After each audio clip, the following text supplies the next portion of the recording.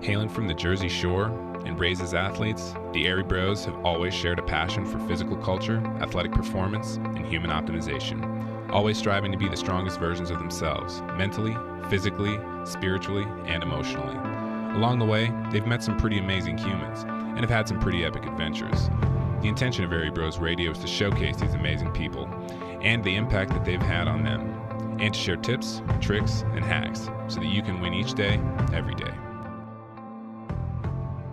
You're listening to Airey Bros Radio. Be there or be square, because it's all killer, no filler. Good morning. It's a fresh day. Make sure you attack your day. You have 8 things on your calendar. The nutrition piece alone is pretty wild. You basically put in your weight, goal weight, answer some body type questions so we can figure out your macro goals. We're super lucky, and we signed Jordan Burroughs like back in November, and he's been awesome. We have leaderboards. So there's a global leaderboard. There's a weekly tournament. So 25 people that have the same amount of points as you last week get stuck in a group, and now you can actually compete with those people. I ended up hand fighting with him in his kitchen. It's minimum required for success is hard work, right? But it's not just hard work. It's hard work as your baseline. Then you have to build everything on top of that. There's a ton of fitness apps out there, 1 million of them out there. No one is really geared towards high level athletes. For the most part, it's body image, it's lose weight, it's get healthy, but it's not optimized performance first. And then those other things, like obviously there's components of that,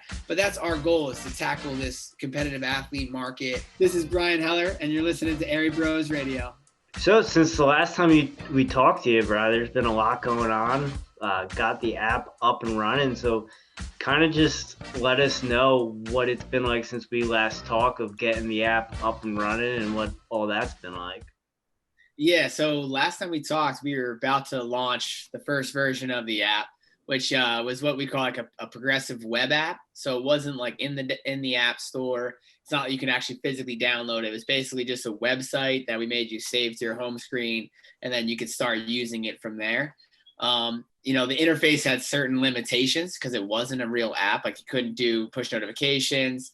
We couldn't play sounds automatically. So things like timers that you would want while you're working out couldn't happen. Video had limitations too. So we really wanted to move into like an actual native app. And for that to happen, we had to raise some capital. So we had talked to a couple people, got some people very interested in the project. And then we never actually really launched that version. We were able to just jump right in full time and develop the Android and iOS versions. So I basically hired 3 full-time developers, and I hired a designer part-time. And we really kind of broke the whole app apart and said, like, what are the features we really like? Where do we need to start over? And what could we really add onto this thing to make it cooler? And the designer did an awesome job. Have you guys checked out the new release? No. I have not. Oh, dude, you're killing me. You got to check it out. Rich, your mic's not on.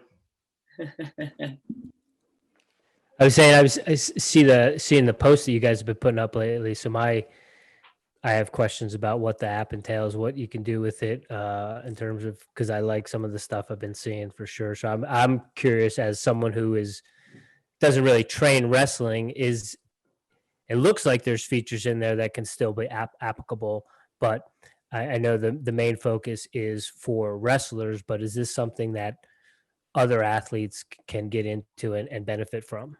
Yeah, 100%. So basically, we're doing a test market here. We want to enter wrestling because it's a space I know and all my business partners are very familiar with. We had access to high-level wrestlers. We were super lucky, and we signed Jordan Burroughs like back in November, and he's been awesome. So we've been working with him since then. We filmed that commercial. I don't know if you guys have got a chance to check that out too. So basically, one of our partners was in the ad agency business for a long time in New York City. Now he has a small shop in Red Bank, and he just knew people who knew people. And during COVID, there was people looking for work. So the guy who films the Nike commercials was the DP on that, the director of photography. And then we had the graphics guys, super high level in Hollywood, and did all the on-screen hits for us. So it just kind of timing worked out. People owed favors, and we were able to pull off that commercial, which was, it was done in December, and we had to sit on it until this past weekend. So it was like, we're all itching to get that thing out of there. But yeah, so to answer your question, we're starting in wrestling. We definitely want to move on to other sports. This is engineered so that every little thing can be tweaked to make it more specific. So like the endurance part of this is interval training, right? Like intervals are going to be intervals no matter what you're training for. It's just like choose your poison. You want to bike, you want to row, you want to run. And then like, what are you optimizing yourself for? Wrestling, it's 6 minutes, right?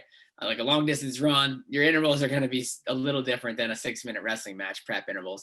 But we have the ability to literally answer 3 questions in our back end, which is how long each interval is going to be, and then like how many different intervals are going to be per round and how many rounds.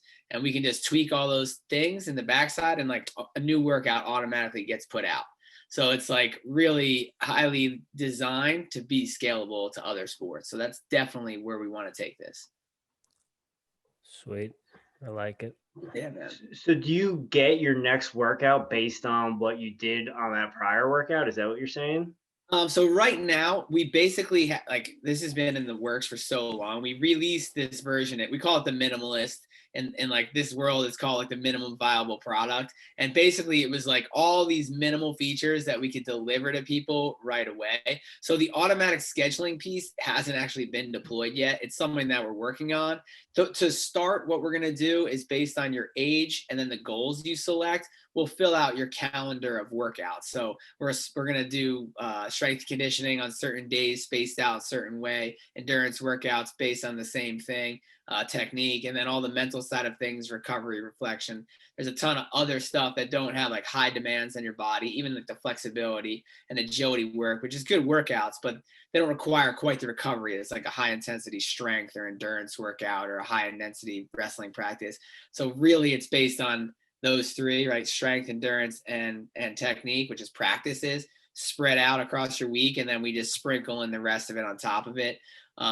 Naturally, if you're 18 years old and trying to win a state title as a senior, your calendar is going to look much different than the 11-year-old who's just trying to learn how to wrestle a little bit. So that's kind of the idea for the spectrum of this.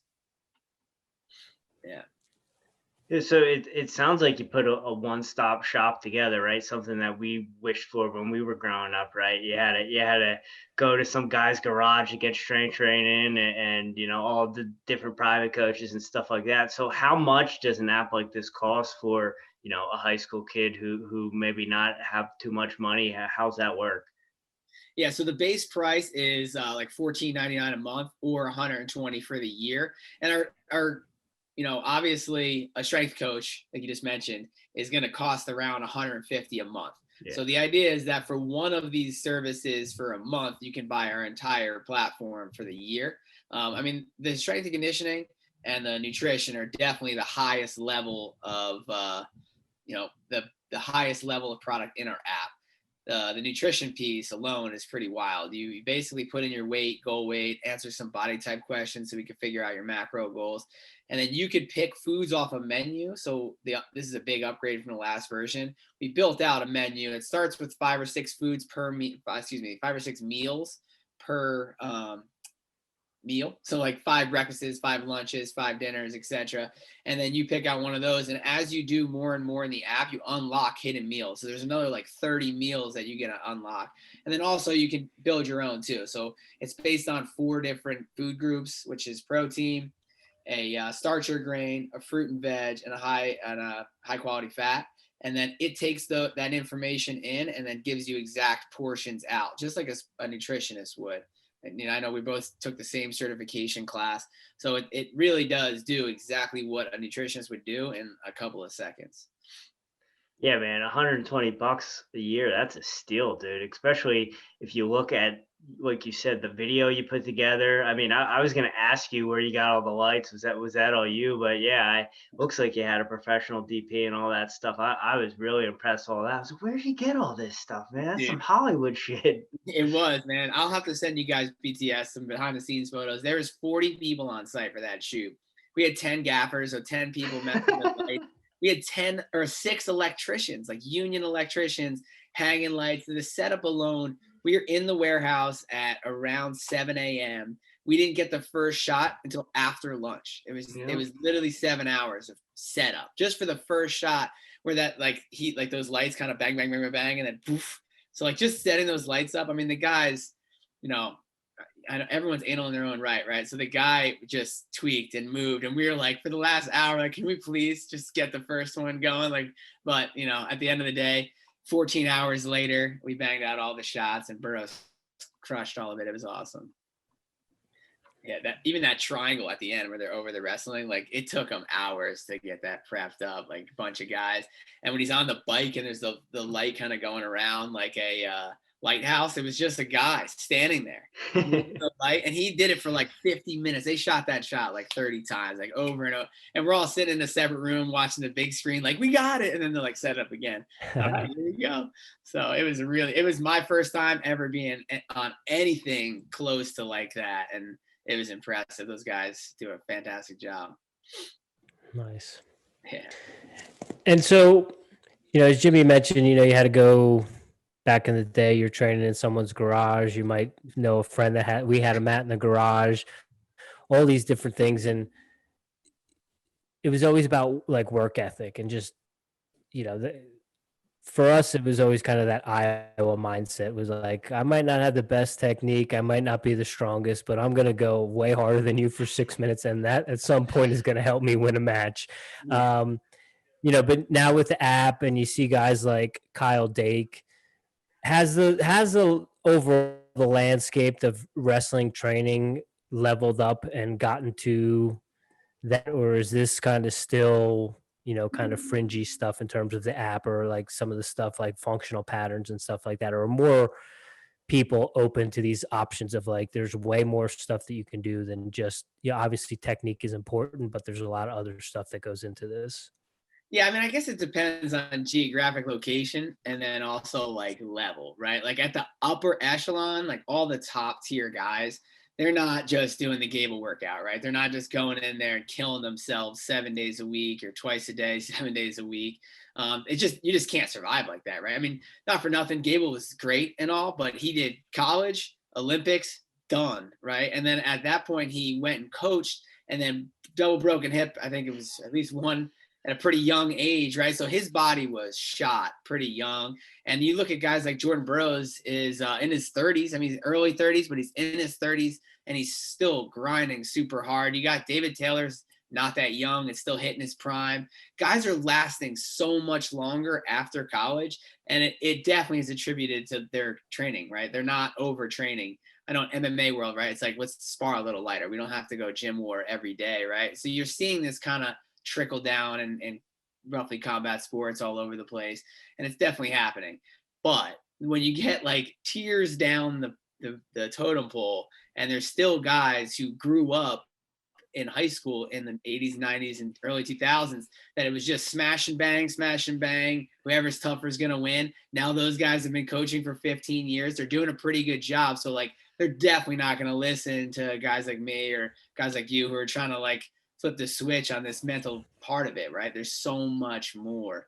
But there's a lot of coaches like myself as well who did wrestle at a high level, who are open-minded, who are paying attention to guys like Sanderson and the leaders of the pack at that level, and seeing that, yeah, there is more you can do. I mean, one of the things I like to say is like the minimum required for success is hard work, right? But it's not just hard work. It's hard work as your baseline. Then you have to build everything on top of that. So that's definitely the philosophy. Yeah, work smarter, not necessarily work harder. Yeah.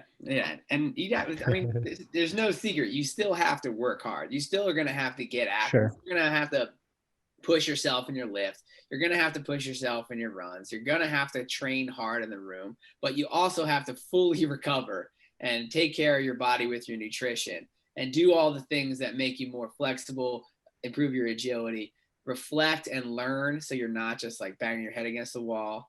I have, and kids are kids, right? But I have kids that I've been coaching for a long time, and you just want to like shake them, be like, how come you just want to do the same thing over and over again? Like, think back on your matches. You're super angry after you lose, but it's like, if you really just sit around and think about it for 10 minutes, you make the same mistakes over and over and over. And it's like, if you just change these like 10 things over the next 2 years, you can win a state title.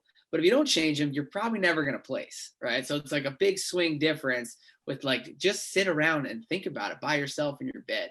So like the part of the app is this reflection piece. And there's like a learn from it, right? So after you compete or work out or whatever you do, you have an opportunity to say what I did well and then what went wrong. And then there's a thing that says win the day. And the next time you go to win the day, it tells you what you said you did wrong last time and then gives you an opportunity to set a small goal. So like, I'm not competing wrestling anymore, but I use the app every day. You see me drinking this water right now. One of the things that I need to work on is my hydration. Like I'm sucking wind. I'm not drinking enough water. So like every day at the end of the day, what was good? I followed all my workouts. I ate appropriately. What did you do bad? I didn't drink enough water. So then in the morning when I pop it up, it's like, what did you do bad? You didn't drink enough water. What's your goal for today? I'm going to hit my water goal, or I'm going to drink 100 ounces of water today. So that way I can keep it going. And then at the end of the day, I have to sit back and reflect again and say, what did I do well? And did I hit my water goal that I said I was gonna, or didn't I? So it's just that like constant feedback loop with yourself to kind of assess. But again, kids just want to bang their head against the wall and say, I drill pretty hard. I work out. I do all the right things. How come I'm not getting better? But yeah, I work smarter, not harder. Yeah. And it's tough as a high school kid, because a high school kid doesn't want to necessarily, maybe doesn't necessarily want to hear it, but can't wrap his head around it. Like, my goal today to be better is to drink more water.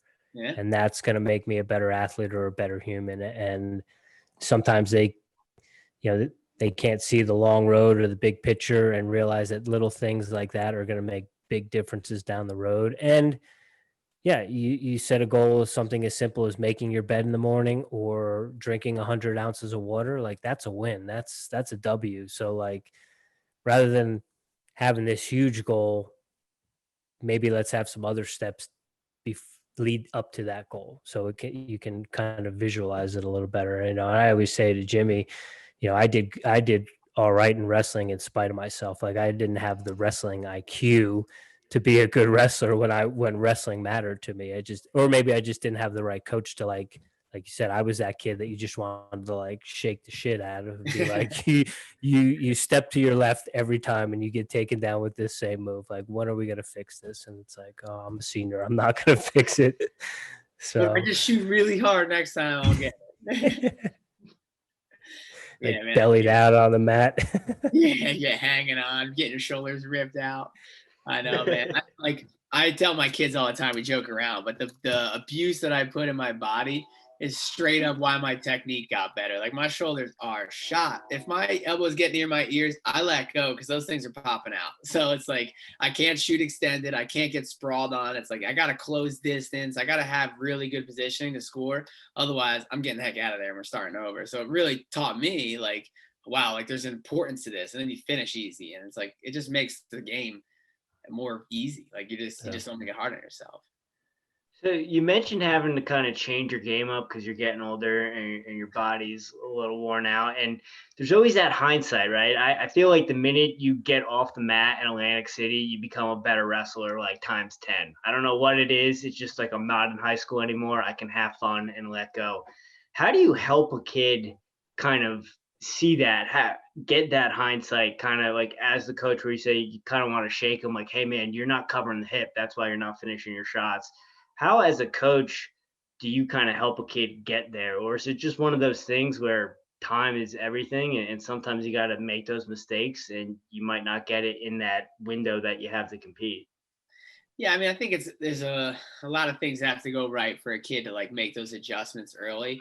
I think one of the things is definitely building a trust and a rapport with a kid, right? Like, if kid doesn't trust coach, there's no way that I'm going to be able to reach him at a cerebral level, right? Like, when I'm yelling and I'm fired up, all the kids listen because it's like we're in the rah-rah moments. But that's not exactly the most teachable moment. So, right, it's like coming off the mat after a match that either they won a close one or lost a close one. And they have trust in me that what I'm telling them is worth their time and listening, right? And a lot of kids are just like, they're so angry when they come off the mat, they lose. They just walk away from you. And when they win, they're like, I don't want to hear what you said. I just got my hand raised.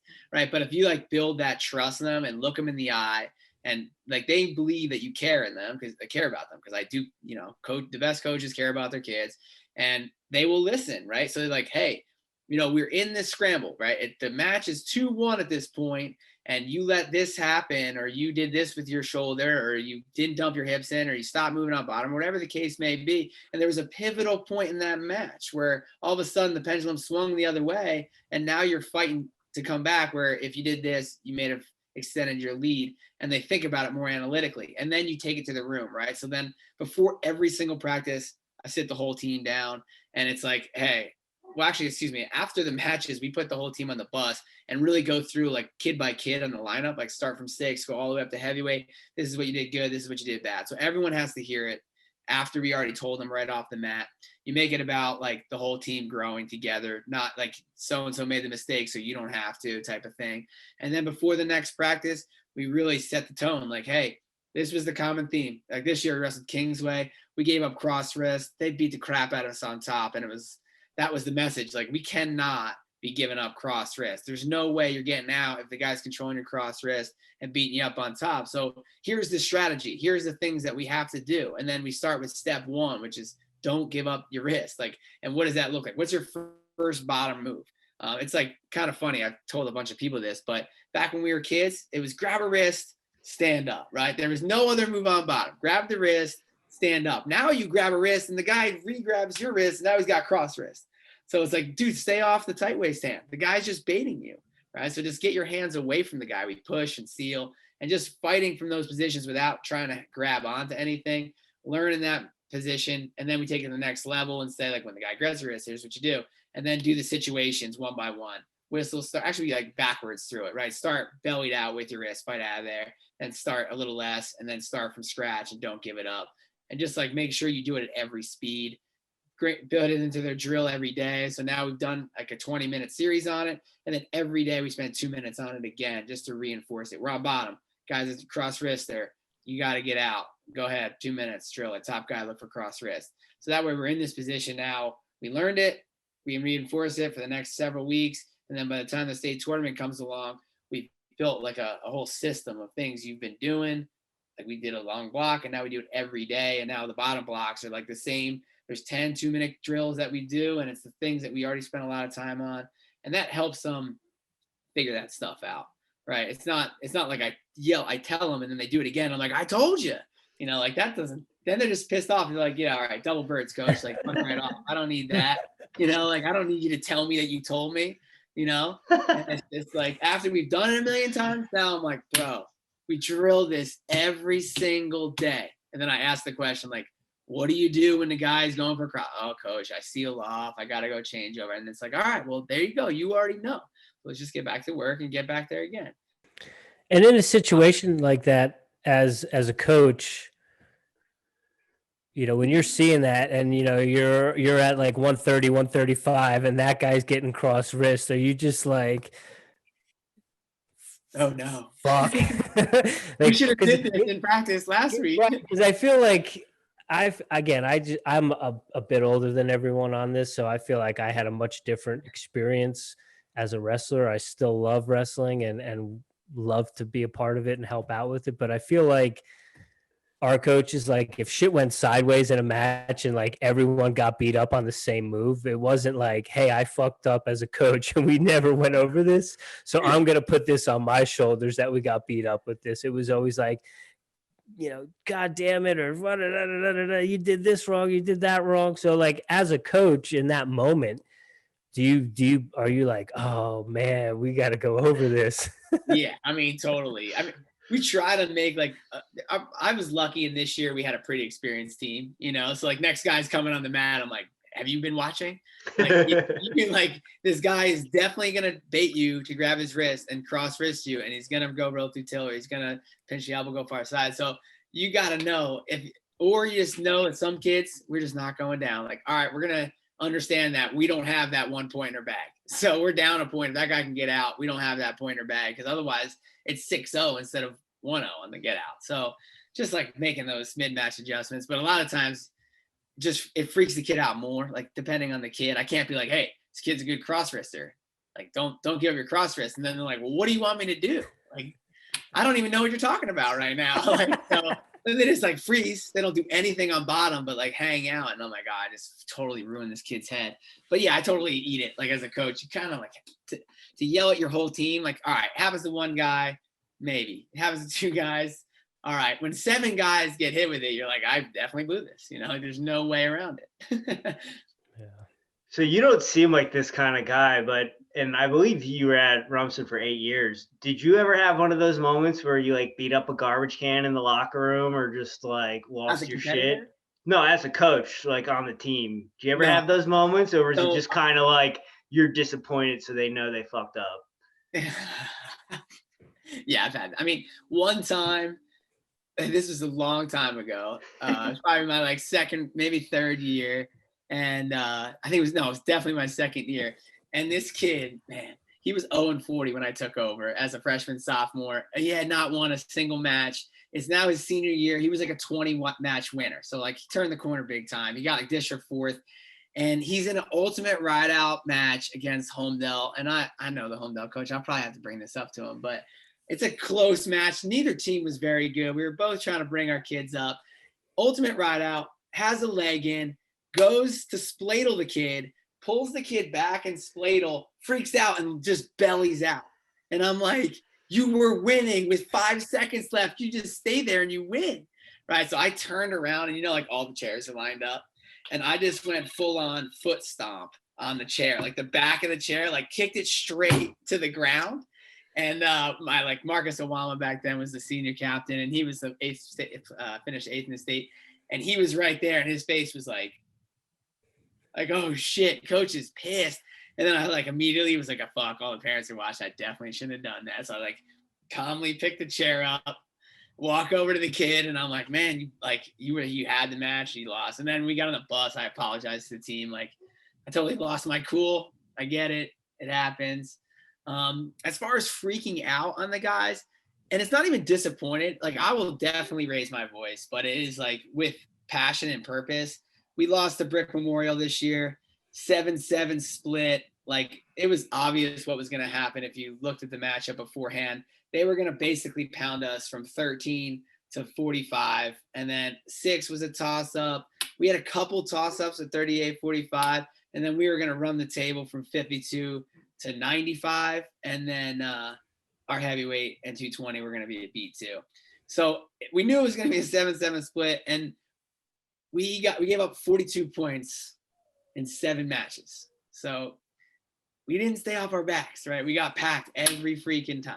And it's just like, guys, there's no possible way to win if you get pinned every single time. And at that point I was lively, right? Like we sat all the kids, it was at home match. We brought them to the cafeteria, and I like was just kind of not like in their faces, not MFing them, but just like, you don't train hard enough. It's obvious that you don't have the fight in you. Like, obviously there's some technical issues, but one kid gave up like 3 takedowns in the 3rd period before he got packed. Like, it just was ugly. Actually, I'm sorry. It was 40-37. So we had 2 kids one kid not get pinned. He got majored, and he gave up 3 takedowns in the last 30 seconds to get majored. And it's like, you quit at that point. You literally just quit. And I see it in the room. You quit in the room, you're going to quit here. And I was not happy. They knew I wasn't happy, but I can't, if you just scream at kids and kick trash cans and stuff, you just lost like a lot of their respect, and they're just not going to listen. Then if I came into practice the next day, they're like, here we fucking go. I roll central, so I just try to keep it cool, knowing that that's the consequence of my decision. If I freak the fuck out, then all of a sudden I have to suffer the consequence of my kids. So I try to check myself, but yeah, I kicked a chair one time. It's not bad, dude. That's not bad. I already coached for like 2 years, and I have way worse shit. So that's not bad at all, dog. And I know you want to lose a match like that. You don't want to give up 40 points, but for someone who went to Rumson to be coaching your last season and you're 40-37 against Brick Memorial, that's got to be a little pat on the back for like knowing where you came from. I'm sure you guys can understand this mentality, but there's no like happy, you didn't reach your goal, good job type of thing, right? So yeah, you can reflect on it and say like, we came a long way. I'm happy that we came a long way. We went from not winning a single match for a long time. We didn't have a winning season since 2003 when I graduated. And now in the state tournament, we finished 9th in the team race. So top 10, we were easily top 5 public school. I think Southern was ahead, Howell was ahead, Brick Memorial was ahead. So all big schools, and then little old Rumson. So I'm happy with that. But when you lose a dual meet like that was like, man, that one got away. That was ours to win. We had a kid not make weight. It's just like one of our studs. Ooh. Yeah, and it was like he missed it by 0.2. Golden rule. Yeah, man. I'll tell this story too, and like the kid learned from this. But he shows up. We're supposed to be there an hour early. He's like 45 minutes ahead of time, so he's still got time to make. You have 45 minutes to lose 0.8. Not too bad, right? Very doable. He goes, I'm going to go run outside. It's 30 degrees out. I'm like, no, you're not. You're going to go do hall sprints. You do 3 sprints and then jog 3 sprints. So you get your sweat up and cool. You won't burn out your lungs or your legs, and you'll be good to go. Nah, coach, I run outside every day. I got this. He gave me one of these, I got this. And I'm like, you better have this. And like, he put earplugs in, went outside. He was out there for 30 minutes. So now you have 15 minutes. He comes back in, he lost 0.2. And I'm like, you didn't lose anything. He's like, I ran 2 miles. I'm like, well, first off, 2 miles in 30 minutes is not the greatest times. But second off, like it's 30 degrees out. Of course you have one pair of pants on, like a light jacket and like a beanie. So then I put him in the hallway, and for like 12 minutes he went after it and got down to 0.2 over. So he lost in like 30 minutes, 0.2, and then in like 10 minutes, 0.4. And it was like, dude, you would have made this easy. And he stepped on the scale 0.2 over. And then he's like the better kid in our lower weight. So he was like, all right, I guess I'm going to go 26. And I was like, I guess you're not. Like, you're going to sit on the bench today because that's your weight class. And 26 pounder has been showing up. He sucked 4 pounds and made the weight and like not real happy about it. So I'm not taking him out of the lineup. Like, it is what it is, man. You want to wrestle, you got to make weight. So teaching moment for him. And then the next weigh-in, he hit me up like hours before. It was like the Wednesday match. He's like, coach, I'm 2 over. It's 4 hours away. What do I do? He's got a mat in his basement. So I went over there and hand fought with him for a while, got him close, checked his weight. Then it was like way colder in the basement than where we were at. I ended up hand fighting with him in his kitchen. His dad is like a retired trooper. Like, he's loving it. He's like, yeah, this is freaking awesome. And we're here just banging on each other for like 20 minutes. Jersey. What's that? Jersey at its best, man. So Jersey. Lunch break, just hand fight with a kid in the kitchen. He made the weight though, and then he made it easy every time. It was just like the first time down, had to get it down. And the kid never missed a meal. I mean, he had a nutritionist. He was doing it right, but it was just like that last sweat. You just got to get one sweat in. You ate breakfast this morning, get the sweat in, and you'll make it fine. But yeah, the kitchen hand fights are my favorite. You're talking about cutting weight. I mean, knowing how into it on a smarter, not harder level. I mean, was everyone on board with that? Like, are people pretty much, eating appropriately, but eating good food, so they're kind of at what their fighting weight should be? Is that was that the mindset at RFH? 100%. I mean, we can't. Yeah. No one left Friday practice more than like a pound over, and that's even stretching. And I'm saying, like, out of 14 kids, 13 of them would be 1 or 2 under at least minimum after Friday. So it was like, go home, eat a big meal, drink some water, get on the bus tomorrow. You could probably eat breakfast on the bus and get up there and you're rested and ready to go. One kid, this 120 pounder, he definitely was losing the most weight, but it fit his frame. Like, it made sense. He didn't skip meals. He was just on the heavy diet, and he looked shredded. I mean, he took his shirt off and you're like, this kid is at a healthy weight. And it's not like his performance was hindered by it. He's tough too, man. He got it done. And at one time it sucked that he didn't make the weight, and I felt bad for the kid for sure. He learned his lesson and kept fighting his way out. So, that was the deal. I mean, on the state tournament, I went out on day 2 with Brignola at 52, with Addison at 70, Kelly at 82, Scove at 95. They were all like 3 under morning of, like, just eating food. We had like a breakfast picnic in my truck on the drive up, and Max got 4th, Kelly got 3rd. I mean, pretty high level at upper weight kids. And not big, but they go, they're going to wrestle their hardest. And Jack Kelly is by no means a little 82-pounder. The kid is stacked on stacked, and he just did it right. The kids trained their butts off, ate the right foods, and performed well. Nice. Is that a Scove related to the legendary Scove family of Long Branch? It absolutely is. Yeah. So Thomas Scove, one of the legendary brothers, he lives in town in Rumson, and he's run a rec program for the last, 10 years or so. And this is his middle kid, Hudson, who's freshman 195. Beast. I mean, jeez. Yeah.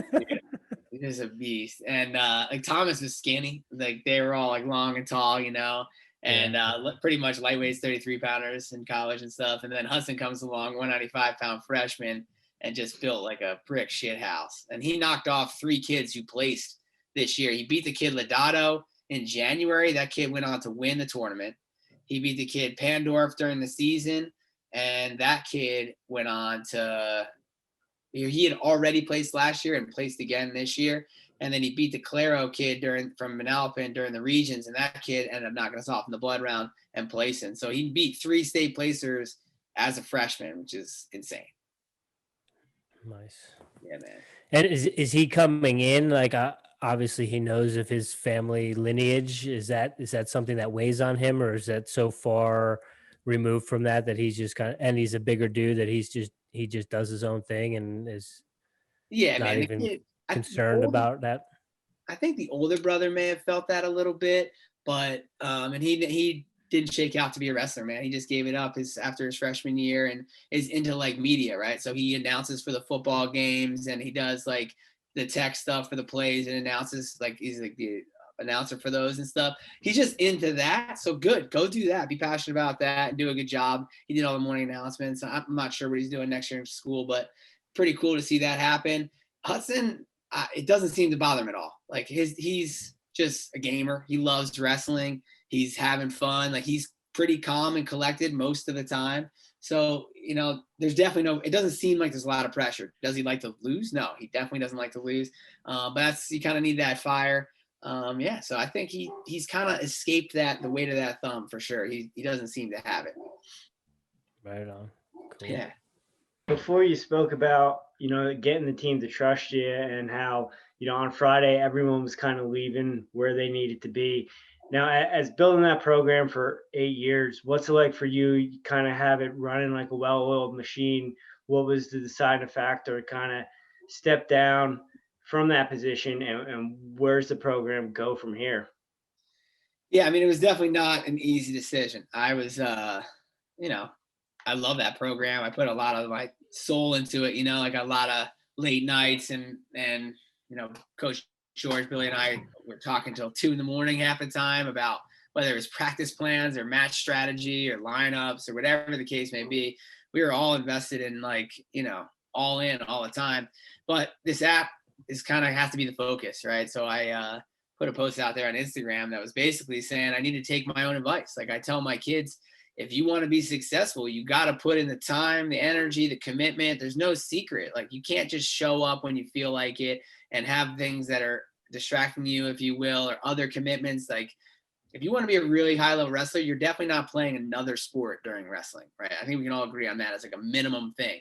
And same with this business, right? It's a wrestling app. How could I possibly be the head coach of a high school team during the midst of the season where we got to be at other events, showing, talking to other teams, being in 10 different places at once already? It's just way too much of a commitment for me to do any type of a good job and give those kids what they deserve, right? I can't just be skipping practice 3 days a week for business meetings and saying, hey, sorry, I can't make the bus on Saturday. I got to go travel over here. There's just no way I can do both any longer. I mean, leading up to the launch this year, there was a ton of work, but it was behind the scenes. So it wasn't like I had to be places at certain times. I could kind of make my own schedule. So I would work all day, go to practice, work all night, get my job done. But when you have to be places, you have to be the face. There's no way to be that and a head coach. So, fortunately, unfortunately, it's just like a stepping stone in my career as a business person, right? To just make that jump, and a lot of lessons learned, a lot of awesome relationships made.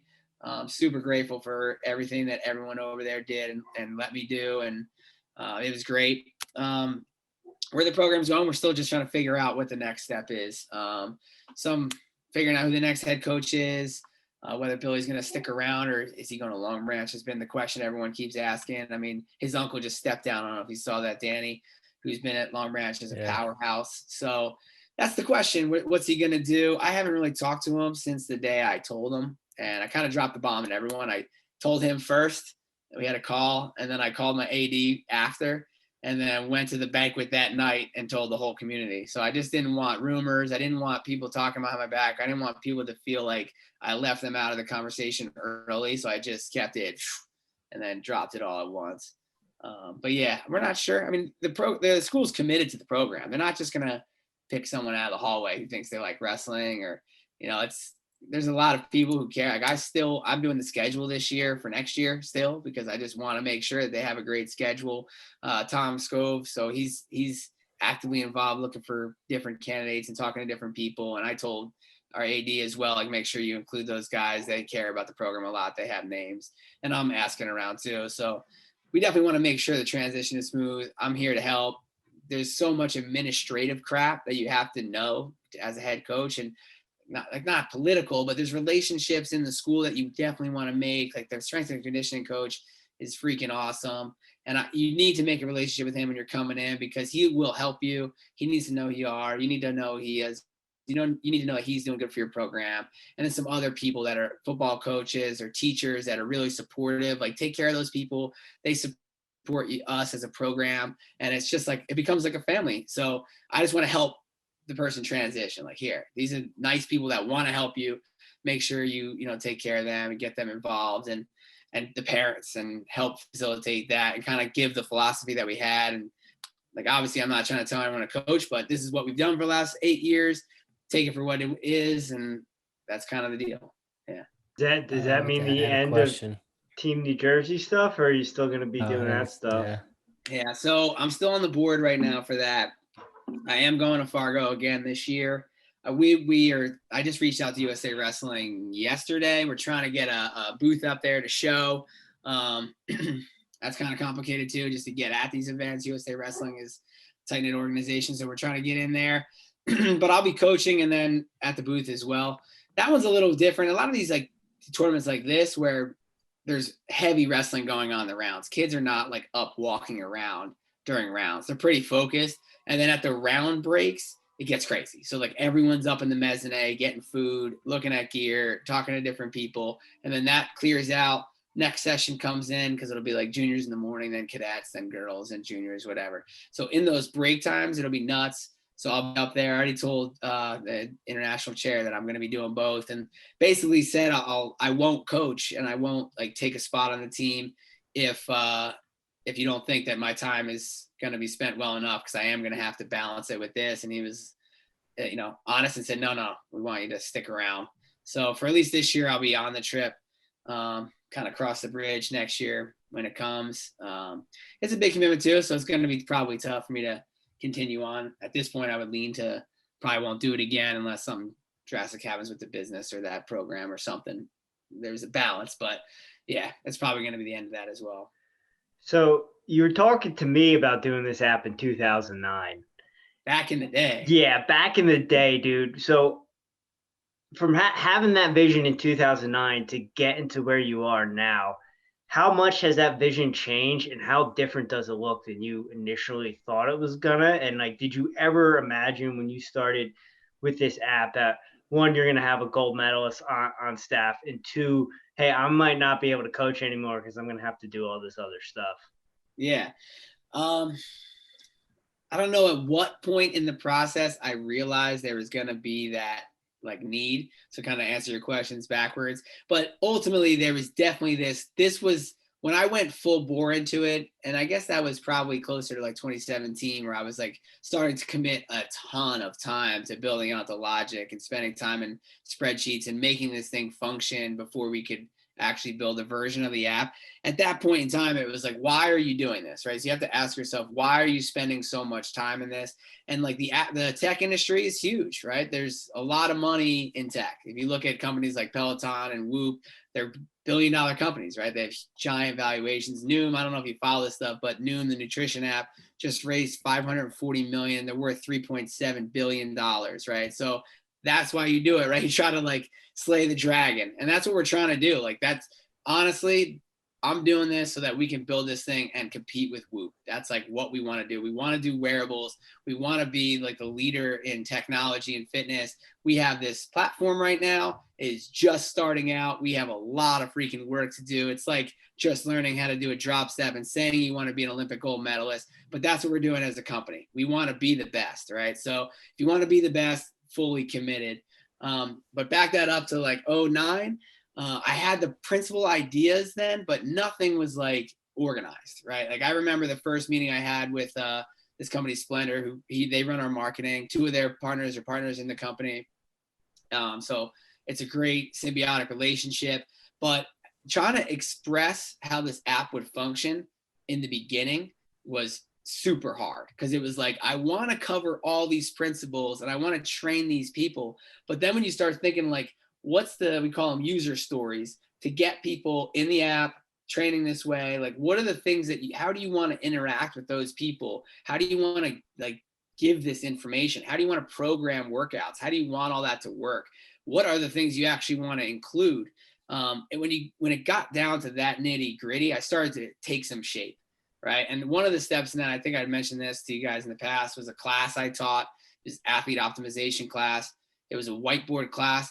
It forced me to really think hard about it. It was like, oh shit, there's going to be 20 kids sitting there for 9 weeks. Like you better have this really planned out.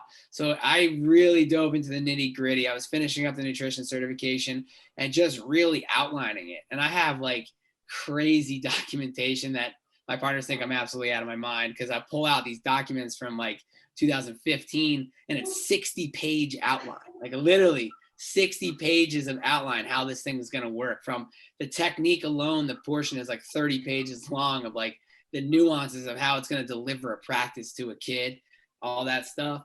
But honestly, we launched that web version at first with a test group and it flattened on its face. Like the idea that we had at that moment did not work. And that idea was based on so there's still change psychology built into this, but it was seriously on that platform of changing only one thing at a time. And it really hindered the user experience because if you go into an app and it takes you 7 minutes to get to the starting line, right? People have to be super committed to spend 7 minutes before they do anything cool. And then when you get there to be like, no, you can only do the things that you said you already do, nothing new for 3 weeks. And you have to be committed where you do 85% of the shit in the app before it lets you do something new. People were like, where's the workouts? And I spent 7 minutes and I can't fucking work out. Like, what the fuck? This is bullshit. They were pissed. And I was like, well, we had like a call and it was like, we spent all this time building. It was like, at that point we were 2 years into this development phase and we had a call and I was like, guys, I hate to do this, but we got to call an audible. Like the development team had to change it up. Like we had to put in another 6 weeks to just change like a major portion of the functionality of the app, not switching tools, not changing any workouts, but really just the user interface of we can't ask all these questions up front. We got to let people in and we can't lock them out of everything right away. So that happened. And then people were like, this is pretty cool. Like now we're doing some cool stuff. And then we showed it to some people. They had a good vision of what we wanted to do. Like we expressed our vision. And now the newest version is like 100 times better than that one. I'm like, not even people like my kids that I've been coaching for a long time. They all had the web version. And they're like, you're seriously like still working on this app? And I'm like, bro, download the new version. Then they open it like, what?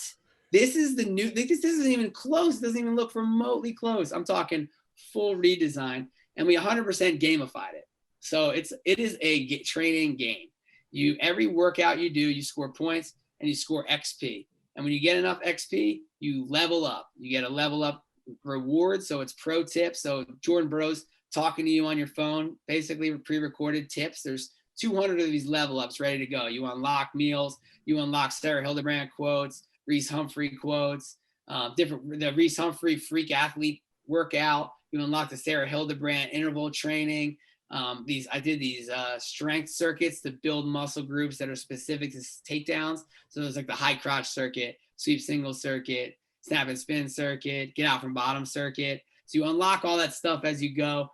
We have leaderboards. So there's a global leaderboard. There's a weekly tournament. So 25 people that have the same amount of points as you last week get stuck in a group, and now you can actually compete with those people. You join a team. You can compete with people on the team, so your teammates, and then it's team versus team. So we're like really expanding what we're doing with this. Now the next thing we're releasing in the next month or so is challenges and achievements. So as you do like patterns of things, you'll unlock achievements. So we have medals for all the principles. If you do the recommended strength training for a week, you get the bronze. 2 weeks in a row, you get the silver. 3 weeks in a row, you get a gold. So that's like kind of the change psychology stuff. You're like, we're building in this routine. Another thing is you had to schedule everything. Now it's click to start. So you open up the strength training program, you click to start and you're in the workout, or you can schedule it. So there's like different user interface options to help people use it. So yeah, man, it's from 2009 to now, it's changed drastically. In the last year, it changed drastically. And for the better. And we are like talking about changes every day. We use like a project management software called Jira, and there's like hundreds of tasks of like changes to make, just little things, little tweak this, tweak that, future features, like how things can be improved all the time, what the next steps are going to look like. And it's just like, we joked around, but it took us, me since 2009, but the whole group for 3 years just to get to the starting line. We literally just got to the starting line. And we can't wait to just keep growing. I was just going to say, had you had previous relationship with Jordan, or building this out and getting into it and bringing him on? Was that your kind of first workings with him? Yeah, so I did not. I had never met him at all. Been a fan forever. One of my business partners had done business with him in the past. So like a decade ago, they've stayed close. They've always maintained a good relationship. So when he came on, it was like, hey, we're looking for athletes. We'd asked a couple senior level athletes and we got no'd. It was kind of funny that we look back. I'm not going to drop any names, but the people that were not even close to the level of Jordan Burroughs. And I love them as athletes still, but they just took a hard pass. They wanted to focus on training, whatever else. And, it is what it is. And then we ended up with Jordan Burroughs, and it doesn't really get any better than that, accolades wise, but also as a person. Like so just to give you a heads up, we flew him into Jersey. He came off the plane. We had an awesome hotel suite at the Wave in Long Branch overlooking the ocean. He walked in, put his bags down, barely had his jacket off. And 15 minutes later, we sat him down, mic'd him up, and we interviewed him for 3 hours. So me and my other partner took turns and interviewed him for 3 hours straight. He then freshened himself up. He was like, I'm good to go. We went out to dinner. We were out till 9, 10 at night, went to bed. We taxied him up to Brooklyn the next morning. He had to leave it by 6, was in a shoot all day, 14 hours, went out to eat with his parents. We got him back to the hotel. Then we woke him up in the morning and we filmed 6 hours of technique in a warehouse in Asbury Park. And hours into it, my wife and kid and my business partner's wife and his kids came, and he no questions asked, stopped, got on his knees, hanging out with my kid who's 6, just shooting the shit with my daughter. One of my other partners' son's 7. He was talking about Pokemon for 10 minutes. And just man, when you have kids and you see someone who's we just overworked this guy. We overworked the crap out of him. He hasn't really eaten that well. And he's patient and not upset, just super mellow, just a true pro. He's just the best of the best on all facets. So I'm super grateful for him and his involvement with this. And he's cool. We get on Zooms and we talk about stuff. And it's I have a lot of cool stuff to release in the near future. We have his technique series is coming out this month. And we broke the model and said, we're not sending everyone an hour of technique and saying, watch the whole video, figure it out on your own.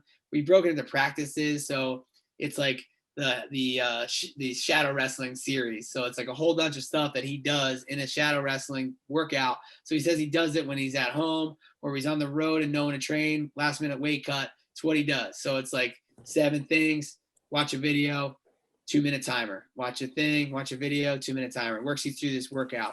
We have a hand fighting series, double leg series, defense series, sweep single series, and it breaks it out into little videos. Here's the setup I do.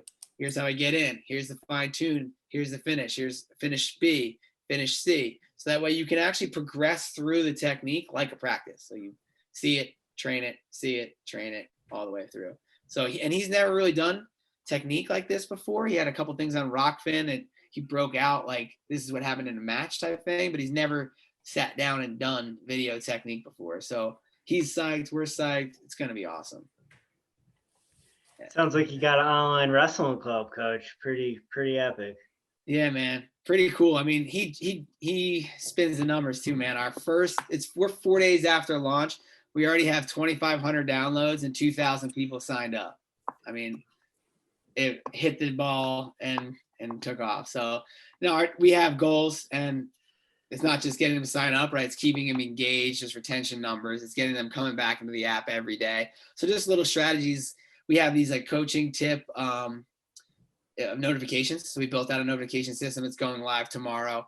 And it basically is a coach, and it tells you based on how much of your day you've completed at that point in time, the tone is based on that. So it's like, good morning. It's a fresh day. Make sure you attack your day. You have 8 things on your calendar. And then at 3 o'clock, if you're halfway through, it says, great job. You're off to a great start. Plenty of time left. Three more to go. Or if it's like 8, the last one's at 8 at night and you're only 50%, it's like, hey, there's still a little time in the day. You can still finish strong, get after it. So like little things like that. I think that's going to help bring people back into the app. We're also we haven't done this yet, but we're going to build them out based on the leaderboard. So you've been passed by 3 people in the last hour, bro. You better get to work. Like just things like that. Or, you had asked about programming workouts based on previous workouts. One of the things that we're also going to do is after a technique workout, we could send a text that's like, you haven't reflected in the last couple of days. Would you like to do that? And then not a send a text, but a push notification. And they can click on that and then jump right to that activity. Or like, you haven't strength trained in 3 days. You're probably recovered. Why don't you go hit the weight room today? And just little things like that we can use a coaching voice. So that's definitely the idea. Online club, full service club is the goal. It's funny that you said that no one was down for unlocking each level at a time, kind of like you got to do this for 3 weeks. And because it's funny, in all the coaching books, that's what they say, right? Especially the PN stuff. It's all like inch by inch. And I've coached at gyms where we try to implement those philosophies, and everyone's like on board till they realize like they're crawling for like, 6 months. No one wants to crawl for 6 months, but it's funny how like on paper to guys like us, it's like, oh yeah, that makes perfect sense. Like little bit, progress, not going to burn out, going to be good. But like kids, adults who maybe not have been athletes just want to put their head in the wall. Like they don't want to crawl to that. So it's funny you had that problem because it's like one of those things, like it sounds good on paper, but it never works out. No. I think it's really applicable to people who are like really in a bad place, right? Like they really need to get started and start a routine that is going to be good enough for them to keep it rolling, right? Like those people for sure can't do the January 1, I'm going to change my whole life. Yeah. And then that ain't happening. But you have a high level athlete who's been training his ass off for his whole life. They fucking know it's going to suck. They know that it's going to be a commitment. They're not like, yeah, coach, I'm just going to do one thing for 3 weeks. Like we only got 3 weeks and the season's going to start. Like we got to kick this all up at once. So like, I've just recognized that like our target market is certainly high level athletes. Like there's a ton of fitness apps out there, 1 million of them out there. No one is really geared towards high level athletes. For the most part, it's body image, it's lose weight, it's get healthy, but it's not optimized performance first. And then those other things, like obviously there's components of that, but that's our goal, is to tackle this competitive athlete market. And again, we have a ton of work to do. We're just getting started, but I think that's the difference, right? When you have high level athletes, they don't need to be spoon fed a little bit at a time. They already have gone through the ringer. They're already committed people. They're already the high achievers, right? Like high achievers they tend to continue to high achieve for a reason, because they just get after it. They're committed. They understand that it's going to take time. So to your point, I think it's just like the demographic depends on who you're talking to. And in that high level grouping, are you looking to target like the high school, high level, college, combination of both, or just people that are looking to optimize?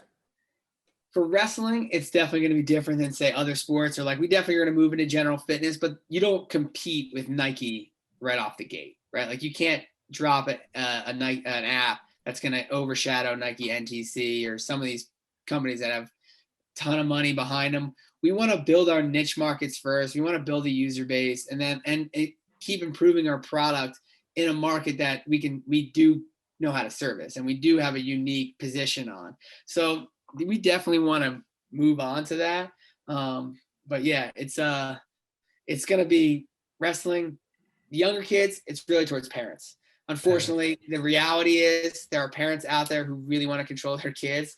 We're hoping this tool helps them and not makes it worse for the kid. Because fuck, man, there's always that dad that's someone like, just passed you on the leaderboard. What the fuck?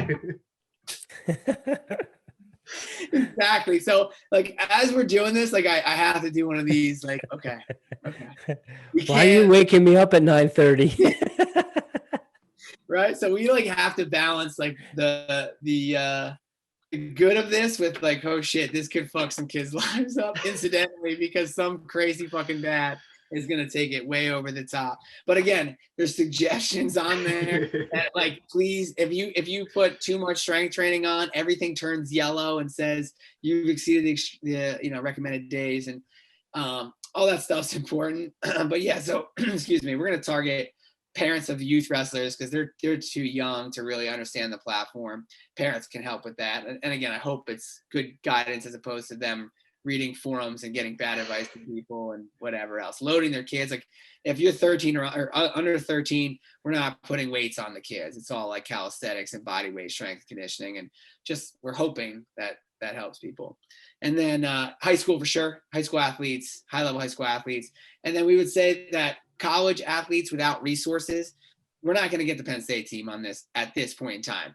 Now, at some point, if we can work with the Penn State strength and conditioning coach and he can build his programming into our app and it's a better way of doing it than they currently are, that would be how we target those people. We are building a coaching platform that's going to come out late summer, early fall. And I think that's where we can hit those programs better. We're like, if you're still doing pen and paper and spreadsheets and hand calculating stuff and the kids have to like enter it in a spreadsheet when they get home, that's not really effective. And the kids aren't going to respond to that. If we can have a cool thing where they can compete against their friends and coach can oversee it, do the program workouts, I think then we can hit the programs with more resources. But up front, you have these small D1 schools that don't have strength and conditioning coaches. They definitely don't have nutritionists. They definitely don't know anything about flexibility, and they really want to make their team perform at a high level. So we think this could be a tool from the coaching platform perspective as well, where the coaches can build it out, give it to their athletes. One of the things we're talking about with Jordan is just like the Olympians, the highest level, they're so unique, right? They're just like so unique in their training. Like there's not a team of people doing a strength program. Like Jordan does his thing, right? And like we were talking, I actually had a meeting with Coach Slay yesterday at the Penn RTC, and he was talking about some of the high level athletes that he works with and mentors, and that each one of them have different strength coaches that they work with around the country. So like these three work with this guy. These two work with this guy. They believe in this philosophy. They believe in that philosophy. So it's tough to like find the value if you're only working with three people, right? Like it's just a tough thing. So to reach that highest level, we got a lot of time before that we're at that value level for those people. But yeah, definitely youth, high school, the underfunded college programs would be a huge one for us. And then when we build up the platform, hopefully we can reach greater heights as well. Right on. Yeah, man. Yeah, I think something like you said for the college programs, just to kind of have that, I don't know, spreadsheet that's already on their phone that they can just punch the stuff in and the coach can track it. I mean, man, that would have been a dream. Coaching college and wrestling in college, that's a game changer. And I think it's one of those things that all it's going to do is take one kid from a certain program, show the improvements, and that's your free advertisement right there. Yeah. 100%. I'm gonna show you this real quick just to give you a look at what this is. It's probably not gonna look great on the screen, but just to give you a hint of what our platform looks like, right? It's not spreadsheets on a paper, right? It's like full on every set, rep and weight prescribed based on 1 rep max percentages, and it's all pre-programmed by the coach. They can dial it in like here's the 1 rep max. How much do you want to load them based on that? How many sets, how many reps, what exercises, everything. And now it's a click and go deal where the athlete sees it, clicks it off as he goes, feedback comes back, 1 rep maxes get adjusted, and then the next lift is pre-programmed. So it does take a lot of legwork off a coach, right? If you really want to dial it in, we're going to make it available, but we also want to plug and play where a coach can say, here's the lifts, let the app do all the calculations, let the app run and go. So we think that's exciting because even the spreadsheets, I mean, it would have been great. I had paper where I had to write it out, which was good. I had to track it because then you knew last week, this is what you did. Next week, you got to go better. And next week, you got to go better. And those incremental gains over the long haul made me a lot freaking stronger. I mean, I'm skinny now, but I'm sure you remember when I was fresh out of college, I had put on a lot of weight in college and was strong as shit. So it's important to do those incremental growth changes. And if you're just like guessing every time you walk up to the bar and put some weight on it, yeah, you'll get stronger, but you're not making those like highest level gains you possibly could. So that's kind of our goal. Another thing too is there's a hugely underserved population of high school kids where, like, if you look, there are kids with strength coaches, right? They have nutritionists, they have agility coaches, they have club coaches, they do private lessons every week. And then that's like probably 10% of wrestlers, right? But those 10% make up the 1% of the top of the food chain. Like you look at Jersey and the state champs are rarely coming out from podunk towns. It's just unfortunate, right? Del Barton crushes it. Del Barton's got a great program. Don't get me wrong.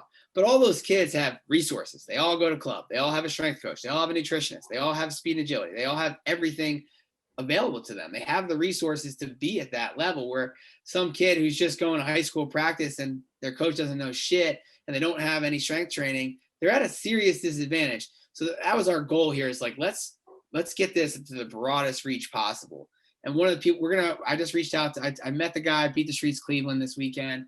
Reached out to him today. I'm meeting with their program director. So kids like that even can't afford 120 a year, like we're going to work with those programs. I mean, obviously we can't just give away free subscriptions to everybody, but like if you're in a program like that shows me that you're committed, right? You're doing the things right, even though it's not the most ideal circumstance for you. I think those kids have kind of earned their way into some free subscriptions. So we're going to work with them and figure out a model where those kids can kind of earn our platform and have those resources because they deserve them and they need them. And if they want to reach the highest level, it's important. So I'm psyched about that too. That's going to be cool to see like what kind of impact we can have on kids through that platform. It's almost like put together like a scholarship program, you know what I mean? Where, you know, the kids from whether it's Beat the Streets, Cleveland, New York, LA, you know, Philadelphia, wherever it may be. And you have something like that where they're, I don't want to say applying for a scholarship, but like based on some different merits and some work ethic and some results and stuff like that, you know, you put some of those kids over for sure. Yeah. I think it's just time in, right? Like if you're willing to put the time in, we'll keep your subscription on. And if you're not, then we're going to turn it off and give it to someone else, right? If you want to be able to do what you got to do, like, and someone's going to help you out, like take that advice or don't, and then you're on your own, right? So I think that's kind of, if I had imagined, we just want to see kids put in the work. We want to, you know, use the resources available to you, and good things will happen. And so for all the strength components, do you have movement demos built into the app so that they can view those, what the technique looks like before the workout? Yeah, that's awesome. Yeah, for everyone. So every movement, you get a video. In week one, which past week one is a demo video, a warm-up set, and then it's perceived resistance. You answer a question, was that easy, medium, or hard? Based on that question, you get prescribed a secondary weight, and then you do a max rep set with that new weight.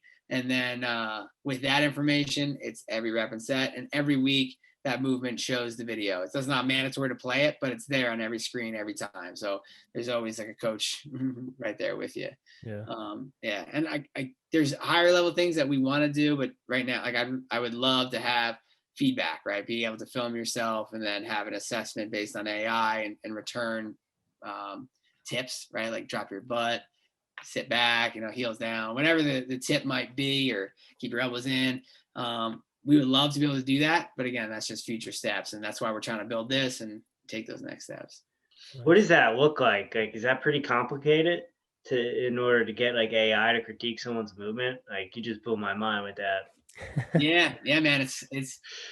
It's hard. It's machine learning, right? So like my lead developer is a freaking genius. He just told me today he applied for a machine learning, a master's degree in machine learning and AI, which is crazy. So I don't even know the exact nuances, but basically it's like you'd have to have a sample set of people doing it correctly a number of times. And then based on like scale of it, it would have to like read the distance the person is and then try to mimic the motions. And then there'd be like areas that are no-fly zones, right? Like if you end up in these zones, then this is the tip that we have to give you. Or, excuse me, if you don't go low enough, like there's a certain percentage of carry across the screen that you have to make to get the checkbox. And then if you don't, here's the tip it would prescribe. So yeah, I mean, it's definitely complicated. It's definitely based on sample sizes. We would have to do like get 100 people to come in and lift 100 times and film them every time and make sure it's perfect, and then stick that in the model so the model knows like here's the variation of people's bodies, heights, shapes, everything, and here's the movements that are acceptable and not. So it is definitely complicated as shit, but it's doable, right? Like there's things out there that assess things all the time. Like our phones can see our face and know who it is, right? Like it's pretty crazy that where technology is right now. Yeah, definitely. I love that anyone under 13 is just calisthenics only. And I wish as a 13-year-old I would have had an app that would have told me to do more pull-ups, because one of the best pieces of advice I ever heard a wrestling coach give an athlete was he told him there's never a line at the pull-up bar. We were in the gym and there's like people like waiting in line to use different machines and stuff, and he was doing like sets of 10 on the pull-up bar, and he got down and he turned to one of the kids and he's like, there's never a line at the pull-up bar. I know. I mean, and our sport is so pull heavy, right? Like you got to pull and pull and pull and pull and pull. And, you might need a little bit of bench to get off bottom, but ultimately you're not pushing that much, right? Like, our program has 3 pull exercises, like your back's broken up into 3 groups so that you're working those pull muscles a lot more than there's not like incline, flat, and decline every week, right? Like you just do one specific movement for chest and then more on the back. And obviously you got to be balanced. You can't just, be like this, but your back is just pulling your shoulders back all the time. You need to be balanced, but you're definitely going to be pulling a lot more. So yeah, it's funny. No line at the pull-up bar for sure. Work the go muscles, not the show muscles. Yeah, right. That's a good one too, man. Work the go muscles, not the show muscles. That's funny. So you mentioned the kids from Del Barton before, having the 4 coaches and everything. One thing I wanted to ask you was, what's the scene looking like in New Jersey right now? What's the club scene looking like? What are the the in clubs, I guess you would say, and what are the hot spots? Is it still that Region 6 area, or is it all over the state now? Yeah, man, there are so many clubs and so many high level coaches. It's cool to see. It was always like, were you going to drive south or north from where I was at as a kid, right? You're going to go down. The short thing just came up when I was in high school. Before that, it was Hammer, right? So I drove south and went to Hammer in Lakewood for a while, and then I turned around and went north to go up to the Edge.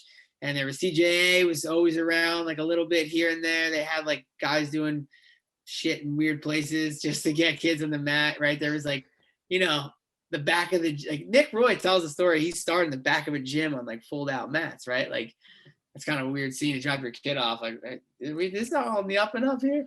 But so now there's clubs everywhere. There's a lot of guys that went to the Edge that run clubs, and guys are back. And I'm biased towards Triumph, but it's everywhere like this. But we have like 6 D1 guys in that room all the time. Like there's a bunch of Troy Holloman, D1 All-American, Ryan Price, D1 All-American, Nick Roy, D1 All-American, and then Mike Morales wrestled at West Virginia. I wrestled at Penn State. I'm definitely Nick Vizzacaro wrestled at Rutgers. There's just all those guys are floating around. You go in the room and there's a bunch of those guys. We just were down at Virginia Beach, and we're like looking around like, geez, it's awesome. But then you go to Elite, and Steve has Sebastian in. He's got like the NJRTC's guys coming, CJ Brucky, and some of the CBA coaches, Delafav, and there's a couple others I'm missing, but they're packing them in too. It's like there's guys coming back to the sport after. I mean, not for nothing, there's money to be made, right? It's not all about money, but it's a lot of time and commitment to work with kids and there's parents willing to pay right now. So like there's a good scene of coaches who are putting in the time with kids, and no one's getting super rich off it, but it's worth your time at least, right? So if it's worth your time, people are going to do it. And then there's like the descendants, right? It's like the Ernie Monaco descendants. There's a bunch of us out there, all coaching club kids. And then now we have descendants that are coming up. Like, it's crazy to think like my college kids that I coached being successful in college, and now they're coming back as coaches. Makes me feel old in a good way. But yeah, so the club scene is good, man. There's such high level wrestling. It's good and bad. I mean, I like it because like the early rounds of the regions are insane now. Like the district finals are all good up and down the state, all across the board. You're going to have high level wrestling, but it's tough because if you don't wrestle in the club, I don't know if you're going to get out of the districts ever again. Like, but should you? I don't know. Like it's kind of makes, because how many, like, it puts this upper echelon on the sport, right? There's how many, 320 kids per weight, call it, because there's 320 teams. I'm just throwing numbers out there. And out of the district, there's 90 kids that can make it out. So what 90 kids are going to get out? There's the other kids who are playing 3 sports who can't afford a club. They're just showing up and doing whatever, don't really have a chance, except for the upper ways they kind of can pull it off.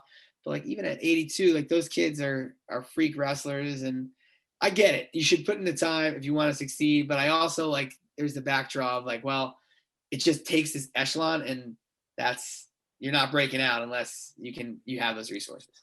Wrestling is one of those sports where it's like, why would you even do it if you're not going to be all in and be good at it? Like, there's no fun in getting your face mushed in the mat every day. Well, when you have 14 weight classes to fill, you cannot tell anything. Like, this sport is going to make you the best athlete ever. You're going to be in the best shape. You're going to lose weight. You're going to use this for the rest of your life. yeah, you're going to be a better man.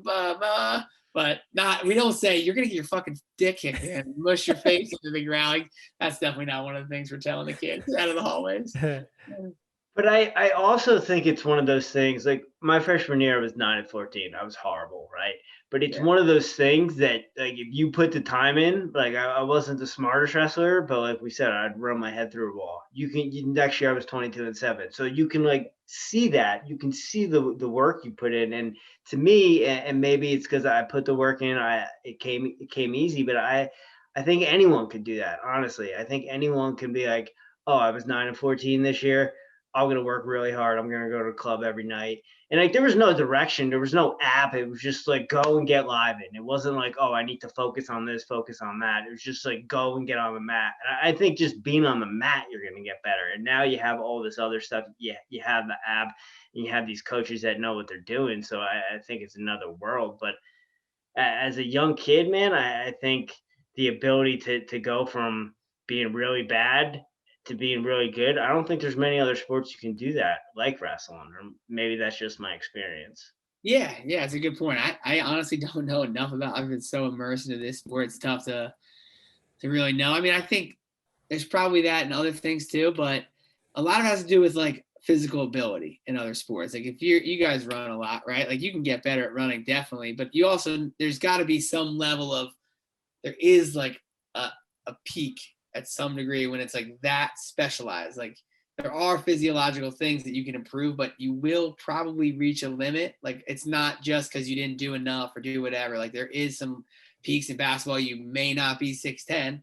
In football, you may not be big enough to get there. So like you could do all the work in the world, but you might not reach that success because of X. Where wrestling, it's all shapes, all sizes, all styles. So you could be, you can't, trip over your own feet trying to walk around on the street, but you might be good in the scrambles. Jimmy, you're an awesome scramble. We've talked about this so many times. But not that you were a bad athlete, but if someone is a bad athlete and they have bad tendencies, they can still be successful. They can find their own way. I mean, Ben Askren, like king of dad bod, right? Like he told the story where he was like a fat, overweight kid and didn't really flourish, but he just understood the sport at a level that people couldn't keep up with, and he was super successful, right, at it. So I think wrestling's unique in that sense, where like if you can learn wrestling and be gritty, I mean, there's definitely a lot that goes into it, but if you put in the time, it's definitely like you're more able to do that stuff. And just thinking about it now, maybe it is because there's just so many freaking factors, right? Like there's just so many different nuances that make good wrestlers that you don't have to be good at all of them. And there's like, if you're good at these three and this guy's good at these three and this guy's good at these three, we can all compete at the same level. Like in basketball, it's like, these are the things you have to be good at basketball, period, the end. So it's just kind of interesting. I never really thought about it, but I'm curious if that would be why. And I also think, like, yes, you need skills to be a wrestler, but I think being a super competitive person will get you a long way compared to in basketball. Like, I'm super competitive. I ain't beating anyone in a basketball game. Yeah. You know what I mean? It doesn't matter how competitive I am. Yeah. So I think it's one of those things too. But obviously, heart comes into play too. And I think it's one of those things you've seen kids that, like, in the practice room, they're gold, and then on the mat, they just someone pokes them in the eye and then they're done. So like you said, there's a lot of factors. Yeah. But positional strength, I mean, that's like the one thing in wrestling you see now more than ever. It's just like being in good position. If you can't hold good position, it is going to be really hard to win wrestling matches. Everyone's just too damn good. It's just, there's no way you can take a bad shot and be hyper successful anymore. Like I just watch kid after kid that's trains all year round, takes bad shots still. And I would say in my era, when I was in high school, I shot and never really set it up. I just freaking, if I can get my hands on a leg, I can finish. And now, like, that shit wouldn't work. And that's why, for me, unfortunately, I only got the highest I placed was 7th. Not that that's terrible, but I wanted to win. And that, like, my limitations in those positions is really what did it for me. If I had a good setup, a good shot, I was strong enough, I worked hard enough, I was fast enough, I could do it, but I just took shots my head down pretty much, and it worked to a certain level. And now you see, like, the kids who shoot with their head down, they can't beat 500. They can't get out of the district. Like, it's just the level of wrestling has exploded so much. It's crazy. Is it like that across the board, or is it just a Jersey thing? Like, when you guys go to duels, or the other states just as competitive, or is Jersey on the rise right now? There's a number of them. Like, if you circle the maps, it's not the whole country, right? But you can put a dot on Pennsylvania, on Ohio, on Illinois, on California, on New Jersey, on New York, and then, like, there's spots in Georgia that are getting good. There's like there's trickle down effects, right? There's all the different geographic locations, but definitely Jersey, definitely those other big ones that I mentioned. You see, like, leveling up and leveling up and leveling up and leveling up, and iron sharpens iron. So if all of a sudden it used to be that 3 kids on your team went to club and that they were dominant, now it's like there's 10 kids that go to club, and the 3 that used to be just club kids go, like, all the freaking time. They're going to privates. They're doing a strength coach. Like, there's just, like, that tier is higher. Like, the middle of the class, right? I imagine everyone can think about this, right? If you broke your team, let's call it 15 kids instead of 14, just for simple math. You have 5 super high level kids, 5 middle of the road kids, and 5 kind of crappy kids. Those middle of the road kids used to be just the grinders that showed up to practice every day, worked super hard during the season, and they could break 500. Now it's like, to be those middle 5, you got to be going to club and strength training just to be a middle of the road kind of kid. It's just, like, pretty wild to see. I mean, I have kids that literally, we had, shorter season this year, but, like, there's kids that couldn't sniff a win that were doing private lessons and going to club and strength training, and they struggle big time. It's crazy to see. What wrestling shoe are you wearing right now? You stole my shit. I'm rotating 3 pairs. I don't wrestle as much, so they last longer. So I got the ASICs, like, Tigers that you get from Japan, that are the Russian blue and red ones. So straight off the Russian national team ones. Those are my favorite shoes. There's nothing to them. I love them, old school. Then I got the JB Elites, all blacked out, just because when Jordan was here, he blew my freaking mind with how cool he was and how good a wrestler he is. So I bought 2 pairs, red, white, and blues, on the bookshelf behind me, the Black Ops, to get it done in the room. And then I just got a pair of Rudis shoes. We were talking to those guys, and they were gracious enough to send me a pair to check out. So I got these white, purple, and green Kyle Schneider shoes. I just wore those tonight to practice. So I'm rotating 3. How are they? Good, man. I mean, Yeah. I've been an ASICS guy forever. The Rudis ones are definitely more to the shoe. They're more padded out. They're a little bulkier. And I felt them. I was like, I might not like these. They don't feel like me. But when you're wrestling, I'm not, like, worried about my shoes. They all stick to the mat. As long as they're tight on my feet, I'll wear whatever. Yeah. Do you have an all-time favorite? All-time favorite wrestling shoe. You know what? Those A6 Tiger style ones are my all-time favorite. I mean, I had the Gable ones that were black and gold. I had the Gables that were they were the Schultzes, actually, the redo of the Gables. So they were the black and gold. I had the red and gold twice. And then I have these. I just like the minimalist shoe. Like, I think, like, I don't know, doing jiu-jitsu barefoot, right? Like, you just don't really want that shit on your foot. Like, there's just you don't need all that stuff. I just need basically someone to strap up and grab. So that's it. Minimal. Right on. Is it state or states? State. You got to win states. And Jersey, states all day, every day. And then, is it stance in motion or stance end motion? Stance end motion. Okay.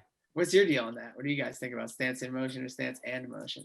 I always thought it was stance in motion. I always thought it was stance end motion. All right. Cool. Yeah. I got one. Pork roll or Taylor ham? Pork roll. By the shore, bro. Come on. You're by the beach. You got those Princeton dudes to get out of here with that Taylor ham bullshit. Yeah, those Bennies and Shoebies. Come on. You're by the beach. You can tell if someone orders a Taylor ham, you're like, this person ain't around here. You ever go to Bagel Masters? Oh, yeah, dude. I live right up the corner from there. Okay. I can walk there. It's literally. Oh, nice. I live in Shrewsbury. Like, if you know the side street Bagel Masters is on, yep, I'm over in that neighborhood. Okay. So like, I walked my kid to school past Bagel Masters. Like, it's in the hood. But nice. Dude, during COVID, it was insane. Like, couldn't go in there, so people waiting outside. Like, it was jamming. So I haven't gone in a while, but yeah. Yeah, I mean, even in non-COVID times, you go there at the wrong time on like a Saturday morning, a little too late, like 30 minutes too late, and it is nuts. Yeah, there's like you can call ahead, but you still got to wait in line. Yeah. And it's like, yeah, man, I've spent 40 minutes in that line too many times. It's a quality bagel, though. It is a good bagel. Yeah. Right. Are you a coffee drinker? Yep. How do you brew it? How do you take it? Just drip, like got a regular old machine, and I drink it black. I've been on different kicks with brewing coffee. I used to do like just French press it up every day. I would go to a place, they would AeroPress it for a little while, but ultimately at this stage with the kid and business being busy, set it, forget it, have a couple cups of coffee ready to go is the way to go. What about you? What's your coffee take? We are AeroPress guys. We enjoy a light roast. Nice. I'm medium or dark on the drip. All right. I'll do a little oat milk with like a tablespoon of goat butter. Okay. I like it. And one thing we just got hip to, they actually sent us some stuff. There's a company called Third Wave Water, and it's like minerals you put in your water, and it just, if you put it in distilled water, it just brings out the notes of your coffee. I don't know if you had the issue when you were doing your French press. It just didn't taste like you got it from a coffee shop. This kind of brings it out and pulls those notes out. So there's a pro tip for you. That is a good pro tip. If I'm looking to get a good coffee, I'll go somewhere for one. I'm guilty of sticking it in the microwave. Like, my wife will get the coffee going early. I will jam one in the microwave at 11 o'clock for a minute and drink it second heat. Well, Rich says all the time, it's all about the simple things in life, right? And I don't have a shit ton of money, but there's certain things that I can afford the luxury. So when it comes to my coffee, that's like my one thing that I can afford the luxury of good beans and taking the time. And I need that like 25 minutes in the morning. Like, I'm an old man, just to sip on my coffee and just wake up. Yeah, man. I hear you. I was just doing this booth down in Virginia, and it was like, I was staying with coaches. I slept on the floor in a camping pad for 3 nights. And we were all like hanging out at night and then not getting a lot of sleep and going over there. And I got to go talk to like hundreds of strangers. And I'm like, I need to get up an hour early and just sit on my ass and drink like a smoothie and a coffee and be alone so I can wake up and not like, I can't go out of bed and talk to those people. Like, I need to like get rid of it for a little while. So I feel that, man. I enjoy sitting with a cup of coffee for sure. Yeah. What are you listening to right now currently? Music, podcast? Are you reading anything? You got any audiobooks? Right now I'm doing music. My kids make fun of me. I didn't realize that Pandora is for like old people, but apparently it's for the kids are like, you listen to Pandora? What's wrong with you? It's Spotify. I'm like, dude, Pandora's free. I put in an artist and I get a bunch of stuff. So I've been listening to a lot of Jurassic 5 radio. Tunes going, but I'll put on like Highwaymen radio too. So like the outlaw country from back in the day, and then Led Zeppelin, Nirvana. So just like the different eras, and those are my probably biggest ones right there. Nice. The music, I get into podcasts and then I get out of podcasts. Right now it's just like launching a new business has been absolutely insane. Like there's no way. The week before our launch, I literally slept for like 2 hours a night. I worked 20 hours a day to get it going. Like the music has to get me dancing in the chair when I'm just grinding. Like I can't be super focused and listening and I'll just wear myself down. So I'll put the music on and to like get a little groove going and just like feel good about myself for a couple hours. So that's been the mission of the tunes lately. Nice. Do you have a daily ritual or daily practice? I wish it was better. I've been like, the app has actually helped me like recharge the nutrition. I was like on a mission for a long time, doing a lot of stuff. And unfortunately building a fitness app took over most of my time and routine. But yeah, I mean, just eating right. I try to eat right every day. That's like the ultimate mission for me, because it's just everything. Aside from that, it's get it while I can. I like to ride my bike a lot, like cycling. I do like road bike and stuff. So I built a routine of that, kind of fell off it during wrestling season, slowly getting back into it. But that's like the goal right now, is to start riding my bike 3 days a week and get in the gym a couple of days a week and get back on that groove. Still like getting it in, but not like the routine. I really like having that routine. But yeah, just get up, drink some coffee, work my ass off. That's about it. What kind of bike you got? I got a Fuji road bike. It's a nice bike. I mean, it's probably 5 years old at this point, but it's got disc brakes. It's got like a little wider tire. It's like a gravel rim, but they're road tires. I got a nice Brooks seat. It does the trick. I'm not crazy, but I'll put in like on the weekends, a couple 30, 35 mile rides, like Saturday, Sunday, and then shorter rides during the week. Yeah. Yeah. Are you got full on clip-in pedals in the bike kit or what? Oh yeah, dude. Yeah. Bike kit. I never did, dude. And then I rode with someone with one, and I'm like, you know what? Fuck it. It's a singlet, and I'm putting the jersey on, and it's all dressing the part, feeling good about it. And when you're putting in time, like you definitely want like your ass a little padded. You're not trying to chafe and move, and like you're not trying to get nipple chafing. Like it's definitely built for performance. And like the one thing I'll say about this area, it's sweet because I can wake up, ride by the ocean, hit the hills near like Middletown Highlands, Hartshorn area, end up through the farm fields of Coltsneck, and then swing back around to my house. You kind of get like ocean air in the morning, the mountains where you're climbing, and then like checking out the farm fields when the sun's coming up. It's like, that's my favorite part about it, to be honest. It's an awesome workout, but just to be seeing this area at that pace where you're going, somewhere in 15 to 20 mile an hour range, and seeing where you live, like at that pace. I'm sure you guys love the trails near you because you get to see it at the pace you're running, right? It's not like driving in a car where you're like, oh, cool, right? You're like, it drinks you, you drink it. So that's my favorite part about it for sure. Nice. Yeah. It's a good ride in Monmouth County with the hills in Atlantic Highlands and all the windy roads through Lincroft and whatnot.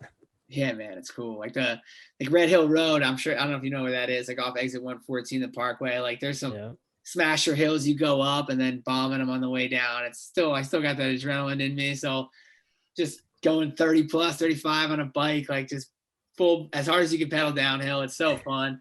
And there's no cars. I go so early in the weekends, like 5 a.m., get on the road, 5:30 on the road, and just like watch the sun come up all over the place. It's nice. Right on. You still get in the water?